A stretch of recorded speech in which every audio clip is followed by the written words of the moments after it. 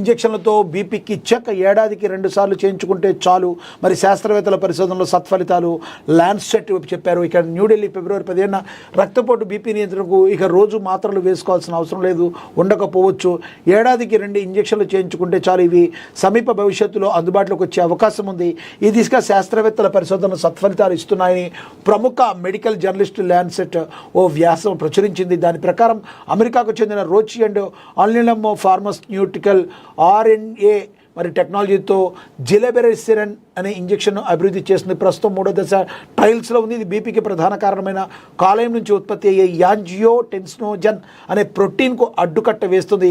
ఇది 6 నెలల పాటు ప్రభావవంతంగా పనిచేస్తున్నట్టు పరిశోధనలో గుర్తించారు. మరి ఎప్పటికప్పుడు బీపీ ట్యాబ్లెట్ రోజు వేసుకునే వాళ్ళందరికీ కూడా ఇది ఒక నిరంతరం వేసుకోవడం వాళ్ళకి ఇబ్బందిగా ఉంటుంది. అలా కాకుండా మరి ఆ ఇంజెక్షన్ని సంవత్సరానికి 2 సార్లు చేయించుకుంటే మరి బీపీ కంట్రోల్లో ఉండే అవకాశం ఉంది. రానున్న రోజులు, ఇప్పటికైతే అందుబాటులో లేదు, రానున్న రోజుల్లో అది వస్తుంది అని చెప్పి చెప్పడం అయితే